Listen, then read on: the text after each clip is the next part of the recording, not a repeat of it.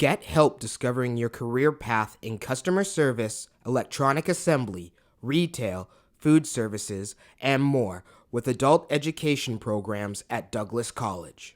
Our instructors work directly with you so you get the attention you need to succeed. Through work placements and one-on-one training, you'll graduate with the knowledge and skills needed for today's workplace. Learn more at douglascollege.ca/vest. That's douglascollege.ca/VEST.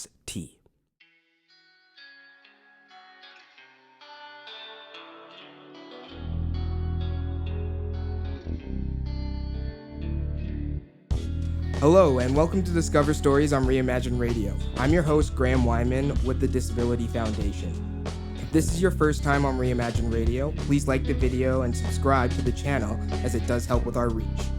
Today on the show, we have Alex Carey. Alex is a game designer and an accessibility consultant with Alex Carey Design. Alex, thank you so much for coming on the pod today. How's it going? I'm doing well. Thanks for having me on. Yeah, that was great. We are also joined by the VAMS program coordinator, Bryden Vino. Bryden, welcome. Hey, thanks for having me back. Of course. So, just diving right in, Alex, do you remember your first experience playing video games? Yeah, I was thinking about this the other day, and I had this moment where I was like, I can't remember the name of this game. It had something to do with Capture the Flag. So I Googled old Capture the Flag game, and it turns out it was called Capture the Flag. So my first game I remember playing was called Capture the Flag, which I believe came out in like 1992 or 93, literally before I was born, for DOS. Oh, wow. And it was like a turn-based Capture the Flag simulator where you move your people around and they all have different stats.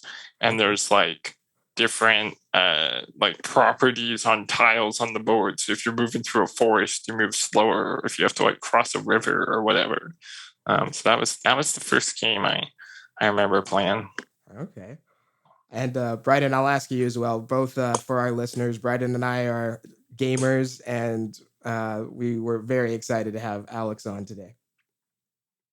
Yeah, I mean, well, okay, so my first memory with video games, oh my gosh. Okay, definitely it's got to be PlayStation 1 Crash Bandicoot. It's definitely like a very vivid one. I think a lot of people my age probably share the same thing. Right. But there was also like, do you guys remember those demo kind of discs that had like 20-ish kind of demos on them? And I remember one time, another early memory was like Duke Nukem, and my mom swiped that up so fast, like 30 seconds into playing it. Nope, you're not old enough for that. So the real memory, definitely like Crash Bandicoot or the Crash Team Racing. I was just infatuated with that game. Right. Didn't those come with like either at the back of magazines or in cereal boxes or things like that? I have no idea how I got my hands on that. And it was like rated M games, and I was totally forbidden from those at that time. Yeah, I remember when you talk about cereal boxes, I remember getting Roller Coaster Tycoon 2. Yes. And I was like, this is really good, right? Like, I was like, oh, these games will be terrible because I'm getting them with my breakfast. But turns out some of those are really good. Yeah. Yeah, I think that and The Sims as well back in the day. Like, like demo of The Sims. No, I still play those games, like the new versions, like the new Sims and the new Planet Coaster. Like, it stands the test of time. What about you, Graham? What was your first then? I think it would have to be on the N64, and it was either between, I think, Mario 64, or it was that or Shadows of the Empire. And I definitely played way more Shadows of the Empire than Mario back in the day. Yeah, but those were definitely my first experiences with games. Nice, yeah. So yeah, I'll kind of pop into the next question then. So yeah, Alex, I personally found video games, and then Graham, obviously too, but also comics. I know, Graham, you're super into comics. They're just like a great way to escape. Are video games and graphic design kind of like that for you? And maybe expand on kind of how it makes you feel when you're getting that escape. Yeah, for sure. So I know at times, like escapism in games can get kind of a bad rap from certain parts of the community, but Mhm. I think it can be really powerful and really wonderful. I like to reframe it just a little bit and think more about the idea of like video games as like an empathy engine Hmm. where you can create these experiences where like you're able to quite literally walk in someone else's shoes, Hmm. right? So you're able to experience things you may not otherwise be able to. And when that ties into something like disability, I myself use a power wheelchair for mobility, and that's allowed me to experience lots of different types of things that I might not otherwise have been able to, right? So yeah, I definitely think games are a wonderful tool for escapism and connecting and empathy and all those wonderful good things. No, I definitely like that empathetic connotation that you put towards that. That's very cool. Um, I guess, yeah, just moving right along. Maybe you could tell our listeners a little bit about what work your company does at Alex Carey Design. For sure. So there's sort of two main things I do. So I do game design consulting, sort of on my own. I'm working with a very lovely Norwegian man to make a game about French musketeers called Sacre Bleu. So that's my day job as it is I help with the design and creation of that. Mhm. And then I also have a company that I'm part of called Playability Consultancy, where we offer video game developers feedback on accessibility for the games that they make. Okay. So we're a team of people with disabilities with lived experience that offer that feedback to game developers. So those are sort of my two different hats.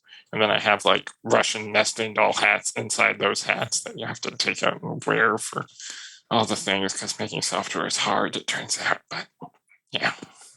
I kind of want to tag onto this question a bit. Just, I think when the phrase game design gets brought up, people think that you have to have gone and done like a bunch of program and like coding and like learn all that kind of stuff. Where does like your company and where does playability kind of sit in that the realm of game design? Yeah. So game design is hard to explain sometimes. So what I like to do is I use a metaphor about the idea of baking a cake. So if you're baking a cake, what the game designer does is they write the recipe for the cake. So you're not necessarily having to decorate the cake with frosting and fondant or know how an oven works in intricate detail, but you should probably know a bit about how those things work. Otherwise, when you write a recipe, you're not going to know exactly how that's going to work. So that's sort of the really poor metaphor I use to try and explain it. Is the idea of you're just writing the recipe for the construction of this. So it's like, do these two things go together? I don't know. Let's toss them in, blend it up, see if it playtests well. So you're sort of trying out different recipes and combinations of mechanics and storytelling and all this different stuff. Nice, yeah. Um, Obviously came a long way from capture the flag, that's for sure. Yeah. Yeah, probably not too many like accessibility options in that one. Hey, No, not for I think that game was fairly limited in that regard. Yeah, in terms of accessibility, that's a whole rabbit hole I can talk about for a long time. Mhm. Like broadly speaking, there's like this isn't entirely true, but it's helpful to sort of limit the scope when you try and talk about things that are complicated. So broadly speaking, there's like 6 categories where barriers can exist to playing games. So there's strength and dexterity, low vision and blindness, hard of hearing and deafness, color blindness, cognitive and emotional. And each of those areas sort of has different barriers that a person can face in order to enjoy an experience within games. And yeah, it just sort of branches out from there within each of those areas, and it goes on and on and on. Yeah. Right. So having like talked with the like developers just for your career, like have you seen accessibility in gaming become more of like a priority or come to the forefront? Have you like kind of how have you seen that? Yeah. Yeah, absolutely. Yeah, it's definitely on the uptick within the industry.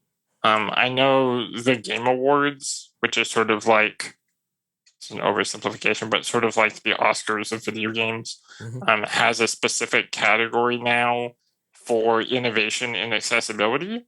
And they've presented that the last couple of years. I know a number of AAA studios are pushing internally to have more players included. And that, is a personally a wonderful thing because, it allows more people to play and have these experiences, whatever.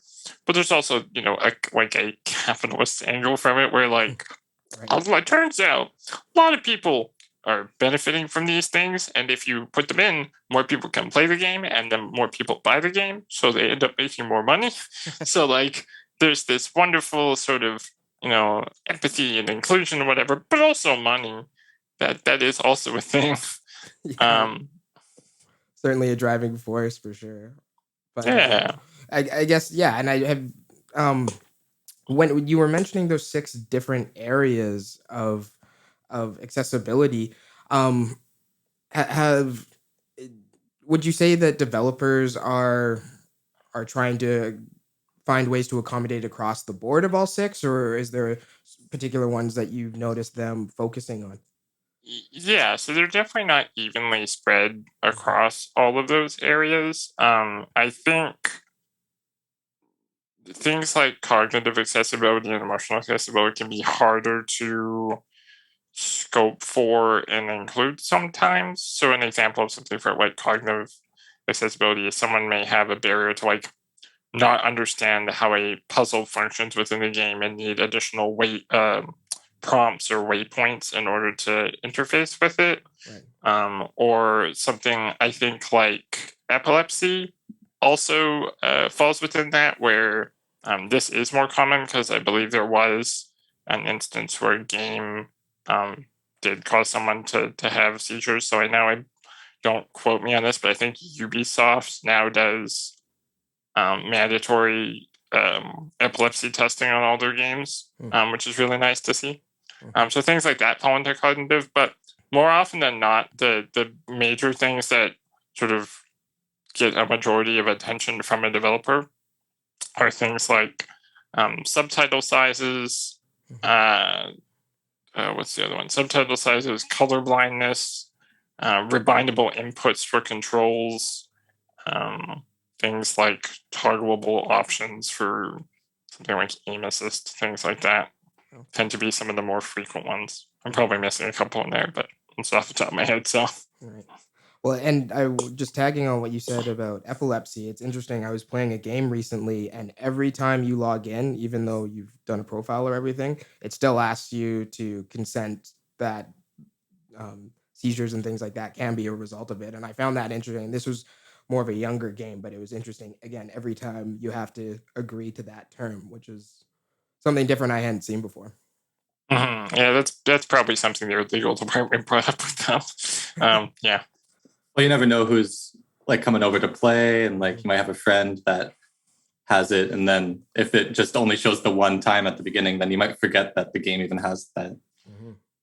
Yeah, there's also something in terms of, again, this isn't within my lived experience, so I'm not talking with tons of authority about this, but there's also ways to design around just not having those elements. So it's like, well, why do we have something that could cause epilepsy in the first? Oh, we have this big explosion that's trying to get across this high moment of tension. It's like, okay, well, could we just do that in a different way that doesn't make use of these elements, right? So rather than putting the label on the front that's like, this may hurt people, you can also just not do that if you plan far enough ahead. Now, that being said, that can be sometimes really challenging because design sometimes takes a long time to get to the point where you're making the thing. and actually doing the day-to-day work, and things are planned out way in advance, and their kind of their schedules and all that. But yeah. Okay, yeah. So, yeah, you were at Abilities Expo with Connectra this year. That was great. Kind of touched on some of the things that we're talking about here. But you spoke about the game Last of Us 2, which is, I know Graham, big fan of that game. What are some of the advancements that Naughty Dog made because of this game? Yeah, so The Last of Us Part 2 was kind of a big flagship for gaming accessibility. Some of the major things is, I know you are, for someone with sort of like zero vision, so total blindness, can play the game from start to finish on their own without assistance, which is awesome.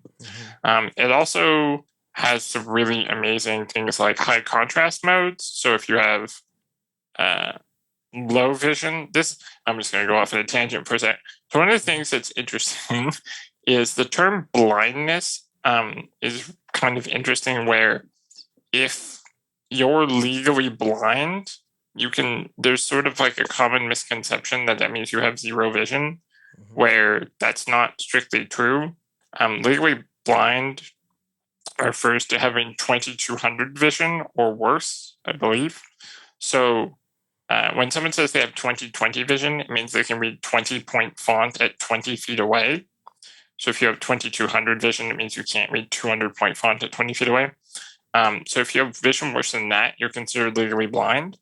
So there are people who self-identify, at least this is my understanding, that they are blind, but have some amount of vision. So sometimes the internet can be real jerks about that, where there are content creators who go, oh, I'm a blind gamer, I do all this cool stuff. And they're like, well, how are you seeing the UI? And they're like, okay, that's not what that means. Yeah, so just going off on a tangent about that. But The Last of Us Part 2 had a bunch of amazing stuff for low vision and blind gamers. Yeah, so you can play it front to back. There's these wonderful high contrast options to be able to differentiate enemies and yourself with these, really, really well thought out and implemented versions of that. Within my own lived experience, things that I really benefited from was there's a mode that I think more games should just do this, where if you look down sights on your gun, the game goes into slow motion. So you have these bigger timing windows in order to fight the zombie fungal mushroom people, and sort of go about doing combat. And that was so lovely. It was so lovely to be able to have that little bit of extra time. And it really helps sort of the wear and tear on my hands, because I can get quite fatigued if I do too many hours of gaming in a row. Right. So yeah. Yeah, no, and if I remember correctly from your presentation, didn't Naughty Dog kind of sweep like accessibility category at the Game Awards for this? Yeah, they won a ton of awards. Yeah, and I believe they did win the Innovation and Accessibility of the year it came out. Yeah, they did some truly amazing work, and it sort of, at least for right now, is still sort of stands as like the goalpost for other games to like try and achieve, or at least measured up against when new games come out. Because one of the things is, like, for a more casual audience, you don't always want to have to like install a bunch of mods or have a bunch of additional steps to be able to play. You just want to take the game out, put it in, and play it. And The Last of Us Part 2 had this really amazing implementation that allowed people to just sort of take it out of the box and play it. And everything was there for you to be able to meet the barriers that they face. So yeah. Well, I can only imagine, because if you're not able to play the game, at least at like a slower pace or something, you just resort to like watching a let's play on YouTube or something, right? Just to try and get the experience of it. But if the game can be kind of slowed down, like you said, the aiming down the sights, slow motion, that's a huge one. It just seems so obvious too, right? Yeah, it's also really fun. Yeah. So having Gets all slow. it's a really cool system. And it's not like, it does make the game easier, but it's also, I genuinely think, just more fun. Because it becomes a little bit more like The Last of Us Part 2 is already so cinematic in its portrayal of a game. Like it feels like you're playing through an HBO miniseries, and I believe they are making an HBO miniseries of it, so that kind of makes sense. So like having these moments of like slow motion where it's like, you know, a bunch of zombies are coming at you and everything just slows down. You sort of just pick your shots, opposed to this more frantic action-y thing, which can be fun in its own, but like it you know, dying in the same place 4 times in your HBO miniseries where it just says game over, do it again until you win, is like not fun, right? Like that doesn't, you know, having to watch the same, you know, zombie burst out of a wall and attack you 4 times because you've died 3 times before is not, like, it's not fun. Right? Like, I'm going to put the game down and be like, cool, I'm going to go play something that doesn't hate me. Especially when the last checkpoint's like 5 minutes back and you like you have to redo the entire thing over. Exactly, right? Yeah. No, it's just you know, having games meet you at your ability level, I think is important, or within my lived experience, right? Is sometimes difficulty can get a bad rap within games where people sort of on occasion can get maybe a little bit like elitist or very passionate about difficulty options, or, you know, how a game is supposed to be played, which has always been very weird to me, because difficulty is a relation between a person and the game. So there's 2 variables there. So you can adjust the game how hard it is, which is, again, a bunch of things, but it's also in relation to a player's ability, and you want those 2 things to mash up and be fun. So if one is, you know, if you're an amazing player, the game is really easy, that's boring, right? And if you're a less skilled player, the game's really hard, it's frustrating. So you want those 2 things to be in harmony. So you should be able to, you know, ideally change them, which is, I'm not sure why that's a controversial take sometimes. Yeah, I even like, just Graham, before you ask the next question here, I even play games on like normal or easy to start, just to see what the game is and like judge the look of the game and how it plays and the characters and the story, like all of that, before I even care about how fast can I dodge and roll and get out of the way. Like that's a whole other game at that point to me, you know? Yeah, absolutely. I think it's really beneficial to have sort of what we call like those training grounds, right? Where like a test level or whatever, right? Where you get to sort of try the game out in your little sort of jungle gym-y type setting without consequences of failing, to see if the challenge is meeting your player skill, right? I'm not the biggest fan of sort of that binary, I guess it's not binary, but like easy, medium, and hard with no context or what that is changing the game is not terribly helpful for a player experience, right? Where you're like, okay, well, the game's too hard, and you put it to hard or easy, and I'm like, okay, well, now the game's too easy. Now what? Right? Like, I feel like having more granular settings sometimes can be helpful, or at least an explanation of what that's actually doing. Because maybe you're failing at the platforming, but the combat's fine. And if you switch it to easy and the game doesn't tell you, oh, it's just making all the enemies easier, it's like, well, that's not what I wanted, right? Like, I'm realizing now that there's a big set of games that actually probably do have these great settings, that like individual sliders, is like most sports games. Yep. Yeah. I'm just thinking that now. Like I remember going into like the NHL settings just to make them as wild as I possibly could, but you can adapt them to any skill level too, right? Yeah, for sure. The problem you run into, right, is the more granular you get in terms of adjustability for challenge, the more overwhelming it can be. Yeah. Right? Where it's like, we have 15 pages with sliders. It's like, okay, well, eventually, if you give me a weekend to figure out how to do all this, that might actually make the game fun. So that's sort of where there's a delicate balance between making something approachable and also allowing all of the things that can allow someone to be included in that experience, right? Right.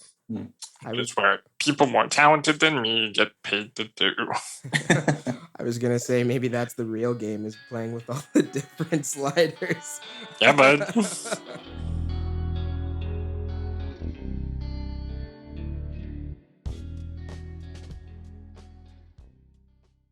Are you a person with a disability in BC looking for career opportunities? Whether your disability is visible or not, BC Partners in Workforce Innovation can help.